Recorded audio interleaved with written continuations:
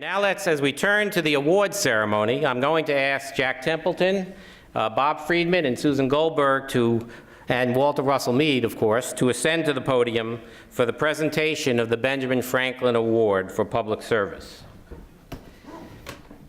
By the way, this award is so heavy we do need several people to present it, and I'm not kidding.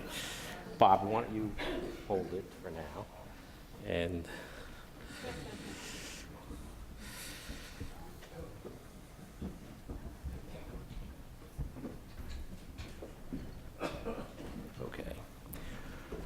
for the past 8 years, we have selected an individual, whether a statesman, a scholar, or a soldier, who best emulates Benjamin Franklin's commitment to liberty, to public service, and to rational analysis, to solving problems through objective analysis. And as all of us know, Ben Franklin was a man of many talents.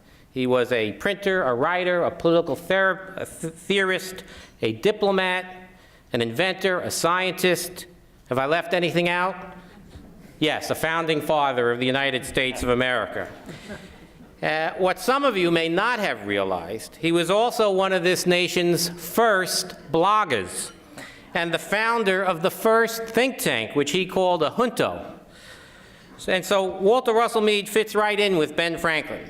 Professor Mead is the author of 3 critically acclaimed books about American foreign policy and grand strategy, books that define and explain the cultural, religious, and strategic factors that underpin the success of the American experiment and its role in the world, and of what Ben Franklin helped to create.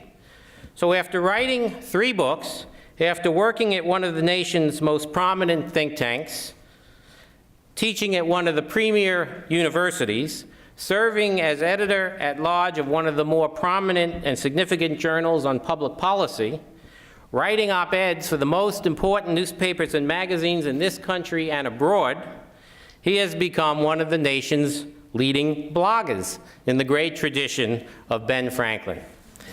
So for all of these reasons, we are pleased to present Walter Russell Mead with the 8th Annual Benjamin Franklin Award for Public Service, which comes with a special gift, the first edition of a 6-volume set of the memoirs of Ben Franklin.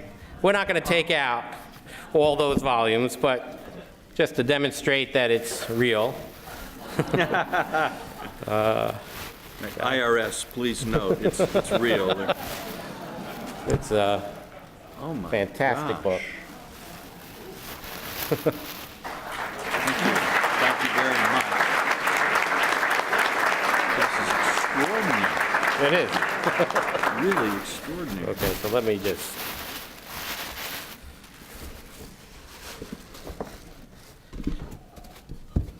It's too big for the box, actually. Well, as you know, we have asked Professor Walter Russell Mead to keynote tonight's dinner, so I ask you to welcome Walter Russell Mead.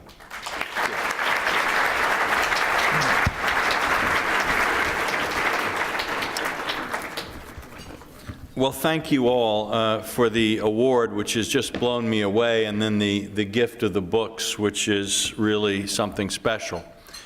And to get an award in the name of Benjamin Franklin, really, I think for any American has to be a kind of a peak experience. He was a man who, more than any other single individual, embodied the mix of values and ideas that may have made this country what it is. One of my favorite stories about Benjamin Franklin is actually, his name doesn't appear in it. But if you read Adam Smith's Wealth of Nations, there's a wonderful discussion of religious liberty embedded in the middle of this book that covers so many subjects. And he talks about how in a free society where there is no curb on religion, what you will have is the combination of strong religion, sincere religion, but also peace among religions. And he uses the city of Philadelphia as an example of a place where this was already the case. And historians who've looked at that and examined the correspondence between Benjamin Franklin and Adam Smith and their connection while Franklin was in London have said that, in fact, Franklin was the source for this description of religious liberty. In the city of Philadelphia today, where there is still this tremendous wealth of civic culture and organizations, some of which really do literally trace back to Benjamin Franklin himself, but others inspired by that spirit of free association, of citizens sitting down in conditions of equality and civility to discuss the great issues of the day. I think you still can see how Benjamin Franklin and the spirit that created him are with us in Philadelphia. So to receive an award like that in this city from an organization in which the values of Ben Franklin are still cherished really has moved me very deeply. I was a little astonished when I heard I was getting this award. I was actually at the dinner when Henry Kissinger received his award. And I have to say that, when Henry Kissinger is the first recipient and Walter Mead is the most recent, it does remind me of what William F. Buckley said at one point. He said that the greatest example of anticlimax in the English language is the motto, "For God, for country, and for Yale." And, and I think that from Henry Kissinger to Walter Mead may have some of that feel in it. But thank you very much. I'd also like to acknowledge tonight that two people who have a lot of responsibility for me being in this position are with us tonight. My parents, the Reverend Lauren Mead and Polly Mead, have come from Washington to be here with us tonight. Thank you.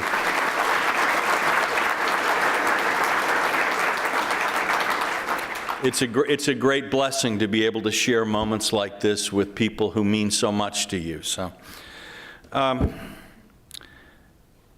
the world today really is in a jam. Those of you who've been following the news from Europe will have noticed that the Europeans have made essentially no progress on settling the problems of the Eurozone. That they are still bickering about some of the most basic issues. They are playing for time. They have no solution. If you've been following the news from Asia, you see that territorial disputes between China and Japan and other countries in the region are moving to the front, that you're seeing strong waves of nationalist opinion in China and Japan that are pushing the policymakers in both those countries to take more confrontational steps. If you look at the Middle East, you are not seeing a happy land of peaceful progress toward liberal democracy. You are seeing revolution after revolution being hijacked, and you are also, I think, in Syria seeing potentially one of the great tragedies of our time unfold. In the United States, we're approaching a fiscal cliff.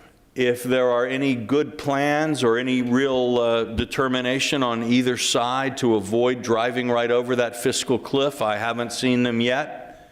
Of course, we can be hopeful. In any kind of bargaining situation, it never pays to reveal your bottom line till the last actual moment of bargaining, so the game of chicken may yet have a happy conclusion.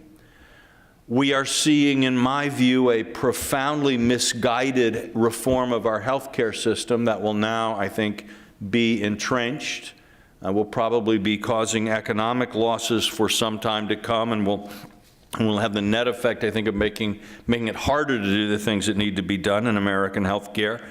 There are many things that you can look at in the world and feel a little bit depressed by, a little bit concerned about the future. And I haven't even mentioned the Iranian nuclear drive or a whole group of issues I could mention.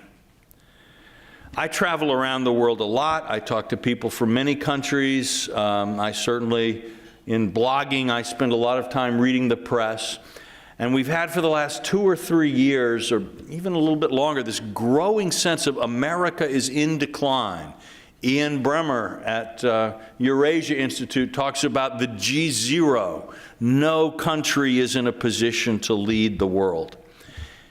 And as we look at this world of the 21st century, where things are changing rapidly, where we see dangers rising on every side, we see populations with ambitions and hopes that no one seems to know how to fulfill, it's a reasonable question to ask. Is America in decline? Does America have what it takes for the 21st century? Or was the American era in world history kind of a golden moment from World War II, perhaps to early in the 21st century, and now it's over? My own view, and I wouldn't lie to you, is that the American century is not over. That there are surprising reservoirs of strength. There are surprising reasons to be optimistic about what our country can achieve. And I'd like to just share some of this sense with you tonight, at a time when perhaps many people feel particularly in need of encouragement. When we look at this, the confused state of world politics today, I think there are two factors that more than anything else are at work. One is that we're seeing a transformation of the global political system, that the trilateral alliance of Western Europe, the United States, and Japan clearly doesn't play this as commanding a role in the world as it once did. Other new powers are rising, and to some degree both the Europeans and the Japanese have not been keeping pace with the changes in other places. So we have that. And at the same time, there is an economic and social crisis that affects many different countries in many ways.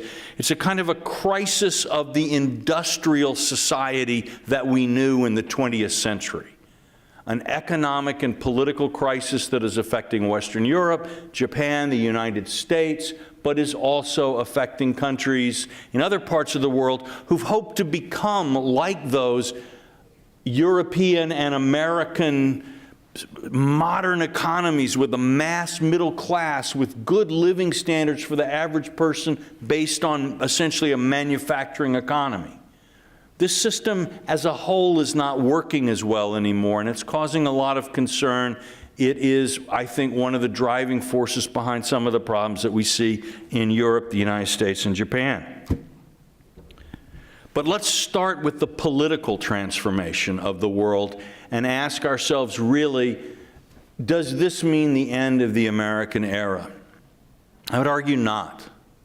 I'd say what we're seeing now is the continuation of a shift that began in the 1970s. In the 1970s, some of us here are old enough to remember, that was another period when everybody talked about American decline.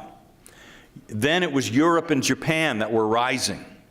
What was America going to do? Since World War II, America had been the sole superpower. What was it going to do? The answer turned out to be we were going to deepen cooperation with Germany, Japan, and the Europeans, and sort of together we would all work to create the institutions, the trilateral institutions, get financial agreements, move for deeper free trade among these countries, and so on.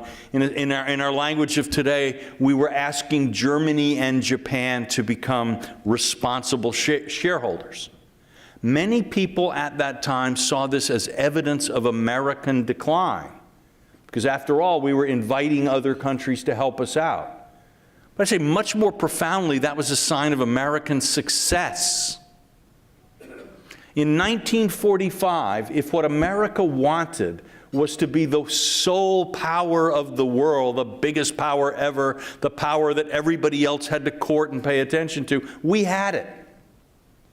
In 1945, Europe was desolate. Japan was starving. America had more than half the world's gold. We were the greatest manufacturing power. We were the greatest agricultural power. Basically, people around the world had as much food as we decided to ship them. no American thought in 1945, aha, now we've got it. What they said was, this is dangerous. This is bad. We can't prosper unless other people prosper. And we can't be safe from communism or anything else if the Germans, the Japanese, the French, and the Italians, and so on are starving. We need to get the world going again. America doesn't want to be a unipolar country in a world of desolation and weakness. No, we did not want Germany and Japan to sort of be a burden on us forever, nor did we want them to be resentful potential enemies. We wanted in 1945 to begin to rebuild a world in which Germany and Japan, instead of being drags on the system, rivals and enemies, would become pillars of a new international system with us, committed to the same kinds of values and practices that we thought were critical for our prosperity and for other people's. And so in the 1970s, when this is achieved, and the United States is actually able to, on a much broader foundation, to go about creating the kind of world we've been trying to build all along, people said, oh, they're in decline, because now they have to go to allies to help them. When in fact what had happened was we had successfully transformed Europe and Japan into places that would be our genuine allies in the development of a new kind of a world. Now, what we're seeing today is a shift, I think, ultimately from trilateralism to a kind of plurilateralism or a multilateralism or whatever word you want to use for it. That is, today we need to turn to countries like India, if we're lucky, China, Brazil, and some others, who now again have this ability to become responsible stakeholders in a world system. We will have squabbles and disagreements. It is always difficult to bring new people in under the tent. Some of these countries have sort of colonial pasts or attitudes that make it even more difficult for them than it was for many of the Western Europeans to join in this global conspiracy to build a liberal democratic future. But it's surprising how well we've done. That countries like India are clearly moving toward a deep relationship, not only with American political values or geostrategic values, but are interested in helping us build the world in a better way.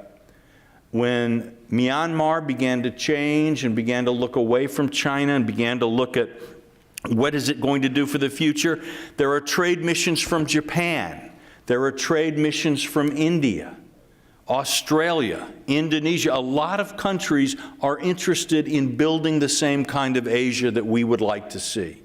America's strength is not our lonely immanence. It is not based on dictation.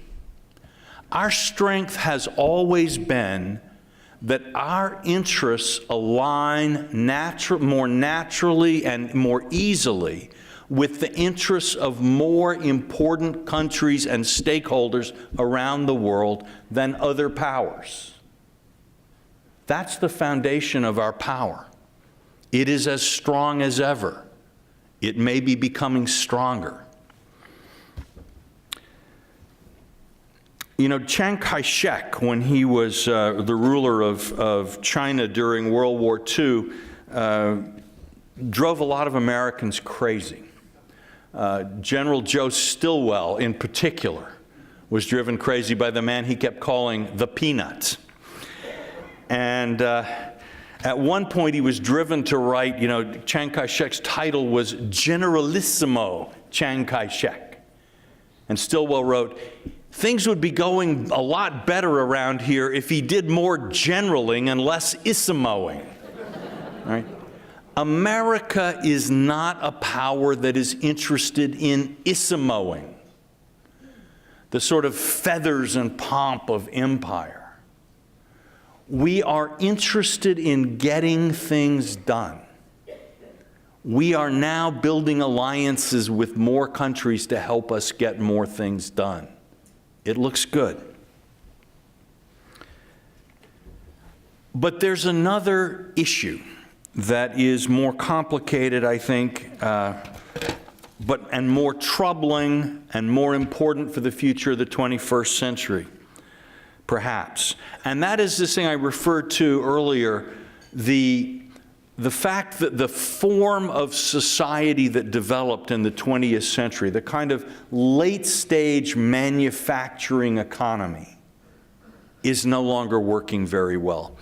Those of you who've read my blog have heard me talk about seen me write about the blue social model, which is to say, America of the New Deal and the Great Society era, where you had, some of us I can see are old enough to remember this, there were 3 television networks. There was 1 telephone company.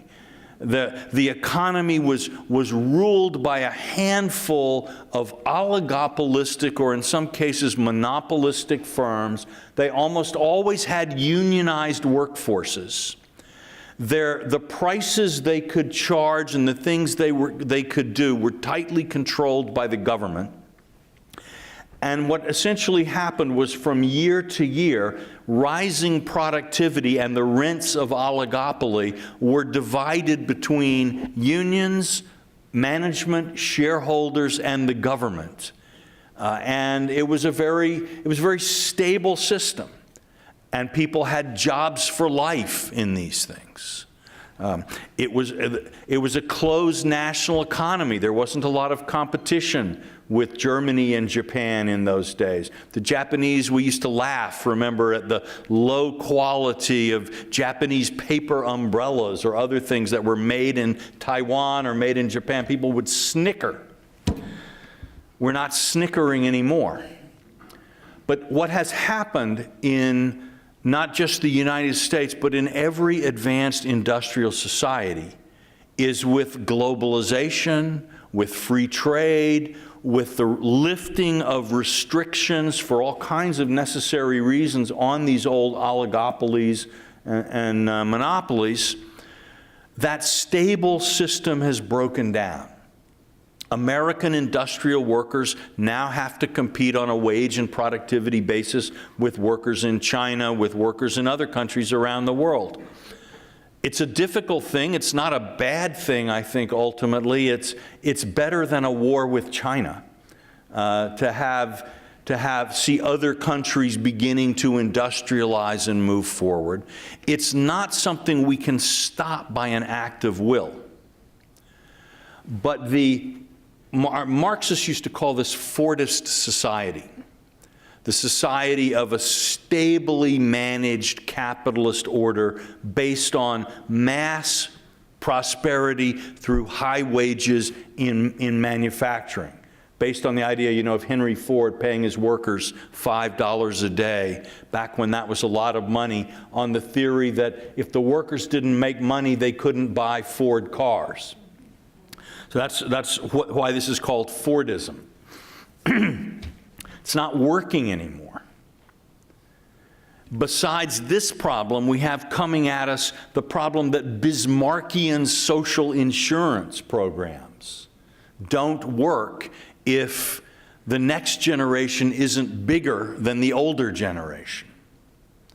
It turns out that Social Security, other kinds of social insurance programs in the United States, in Europe, and in other places depended on continuously growing population. And when that stopped happening, the financial basis of these things began to erode. And then especially when you keep adding on benefits and the older generation keeps living longer, so selfish of us, isn't it? And keeps wanting more medical care, right? All of these programs that were quite respectably funded and sustainable earlier in the 20th century aren't working anymore. What are you going to do? You've also got a crisis, I call it the crisis of the guilds. What are the guilds? Well, some of you may know that in the 18th century, the word manufacturing meant made by hand. That's the word, manufacture, make by hand. And the people who were manufacturers made pots, nails, other metal goods or textiles with, you had to belong to the guild. Prices were high. The guild protected the incomes of the members, also protected quality of the consumer. But the problem was pots and pans were so expensive, shirts were so expensive, the average people didn't buy much of these things because they were so expensive. You would get sort of a couple of pots when you got married, and you'd sort of have to go along with those your whole life. You'd have one shirt for Sundays and another for the rest of the week, etc. Real manufacturing comes in, and those guilds break down. They lose control over production. You get mass production in factories. And a lot of people who used to be very comfortable are suddenly impoverished. The weavers and the spinners can't make such a good living anymore when the weaving and spinning machines come in. And a 9-year-old child can be more productive than a 40-year-old master craftsperson. I hate to say it to an audience of people who look to me like many of you make your livings in the professions, but today the guilds survive. They are lawyers. They are university professors. They are healthcare professionals. And what is on the verge of happening to all of us, has already happened to journalists, is that technology is going to rip up the patterns of these guilds in the 21st century the way it ripped up the hat makers guild, the shirt makers guild, the ironmongers guild in the 18th and early 19th centuries. And lawyers, I think, are already beginning to face this, a combination of outsourcing, demands from clients for prices to come down. It's getting harder for law firms to work in quite the same way. That's going to intensify. If we think about what the legal system of the future might look like, I think computers are going to be able to do a lot of the things that people now go to lawyers to do. So this is not in itself a foreign policy crisis, but you put together that the working class, the manufacturing working class, is never again going to be able to get the high wages that it used to get. Because if the jobs don't go overseas, they'll be automated and robots will do them. So that, by the way, today in the United States, we manufacture a lot more stuff than we ever did. We just don't need so many people to do it. Our manufacturing sector is in great shape. Our manufacturing employment is not. So if this starts happening to lawyers and to bankers, and God help us all, university professors, that's serious. We're going to see some real changes, some real discontent.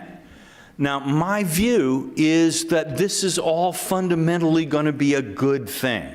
Just like the Industrial Revolution, even though it sent a lot of people's lives into spirals of frustration and anxiety, was ultimately left everybody richer by far than they'd been before. So this revolution in services is going to do the same kind of thing. It means that less of the human race's energy is going to be required to make the stuff that we need to live, but also to provide the infrastructure of services that we need to manage. Government can be cheaper. Legal systems can work better. The healthcare system can deliver better and more individualized care at a lower cost. It is not about our adjustment to this new system, is not about tightening our belts and in taking an oath of poverty because we have no choice. It's actually figuring out how to live with a new cornucopia of abundance. Human productivity is rising so rapidly as a result of the information revolution. Now, for the United States, this is both a domestic policy problem, like, how are we going to manage our affairs here, and what do we do about the fact that we have a lot of unhappy people in the country whose livelihoods are at risk, and how does that work out in our politics? But in terms of foreign policy, too, it's a problem. Because what America's offer was to the rest of the world during the Cold War was simply this: if you guys will go capitalist and introduce some reforms, you are going to have a life of middle-class mass abundance like we do. That was the deal. You can be as Fordist as we are. Your workers can have boats like ours have boats, right? You people in your country with a high school education can live a middle-class life and have job security. And people bought it. In Europe, they looked at the Russians who promised the same thing, and if you embrace Marxism, you'll have the good life. They looked at us and we promised we could deliver. The Russians could not. So in terms of foreign policy now, it's much less clear what America is offering people in other countries. If you can see it, we're not responsible. You certainly see it in Europe. If the Europeans are basically saying to the Greeks, if you embrace austerity and cut your budgets and all of these other things, what are you going to get? More austerity and more cut budgets. Right? That's not an offer. That's not attractive. So, in some ways, the question of whether America can provide world leadership in the 21st century boils down to this question of, can we figure out how to make the transition from a late-stage Fordist manufacturing economy to an early-stage information economy in which the potential wealth unlocked by the information economy and the enhanced productivity that gives gets out to people so that their living standards improve. That's our question. If we can do it for ourselves, we'll resolve a lot of our political problems and issues, but also we will do it just as we were the first country to achieve mass Fordism in the 20th century. We can be the first country to figure out the new information lifestyle, and in that same way be a kind of a beacon for the rest of the world, the target they'll be aiming at. They'll say, okay, we want to do what the Americans did so we can live the way they're living. This is our challenge. And in some ways, I think the question whether you are optimistic or pessimistic about the future of the United States, and I think, therefore, frankly, the future of the world, rests on, are you optimistic or pessimistic about America's prospects for finding our way in a reasonably timely fashion to this new kind of information society? And I am optimistic. I won't want to give you another new lecture about all of the reasons why, but let me just give you some. First of all, we've just gotten a great piece of completely undeserved but very welcome good luck. Some of you might have seen in the Wall Street Journal this morning the headline story on the front page that by 2020, the United States is going to pass Saudi Arabia as the biggest producer of energy in the world. Now, you will all be amazed that this does not mean that Solyndra is leading the way. This is actually about, I'm sorry to say, brown jobs and brown energy. But it involves the evil concept of fracking. But the United States, for the foreseeable future, is going to be blessed with abundant, safe, domestic energy. This is going to make a lot of our problems much easier to live with. So we have some help. It's one thing. But for another, the forces that resist change in America, strong as they are weaker than they are in other countries. Our guilds are less able to stop change they don't like. In my own field of higher education, every day now you read about more online courses, more colleges and universities trying radical experiments, realizing that we cannot go on forever with costs rising faster than inflation. The Americans need more and more education, and education is being priced more and more out of their reach. That cannot continue. And all over the country, institutions without a grand plan of how we're going to fix American education, but simply, how is our little college, our little institute going to survive and flourish when we are facing these trends and this competition? We are trying new things. Some of them will work, some of them won't. But we're moving. I think we're going to see a lot of movement in state governments, even city governments. Because we can, we see the slow motion catastrophe of the pension crisis. And we see the cost of governance rising fast in cities and states that simply do not have the money to provide services, but people want and need these services. We have 50 states. We may have 51, I guess, based on this referendum in Puerto Rico. I don't know if any of you were following that. We may have to redesign all our flags. But in any case, what we're seeing is many states trying different things. In California, they're digging in their heels. They want to keep going the old way. I think Illinois wants to keep going the old way. But a lot of states think we need to try something different.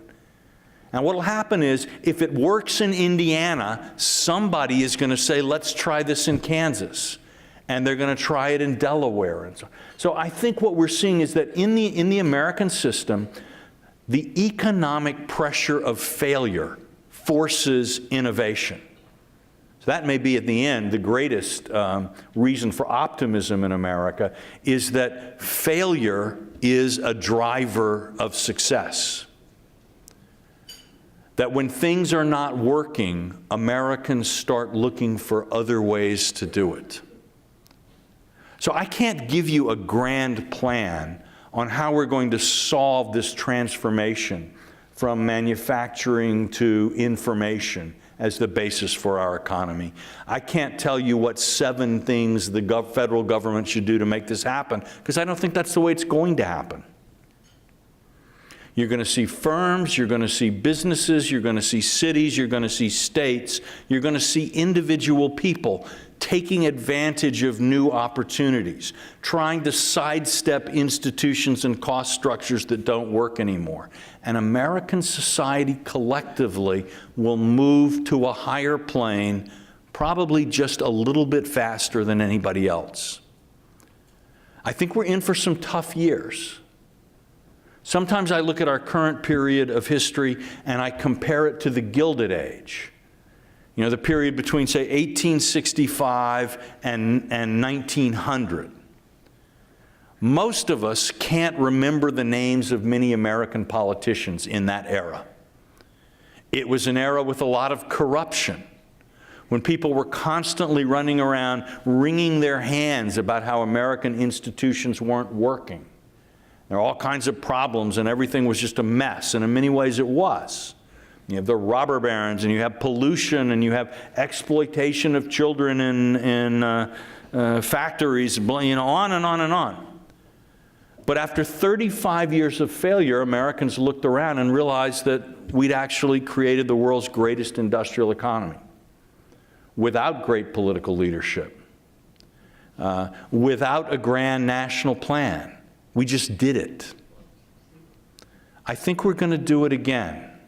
At least I hope so. And I think it's going to be groups like this and citizens like the kind that Benjamin Franklin tried to build in Philadelphia, responsible, independent, common sense, grounded people who just try to do the best for their families and their communities. That's going to be the secret of American success in the future. And frankly, that's been the secret of our success for the last 200 years, so why shouldn't it continue? So I'm an optimist, and I hope some of you will join me in that. And again, thank you very much for giving me this award. It's been a great privilege to be here.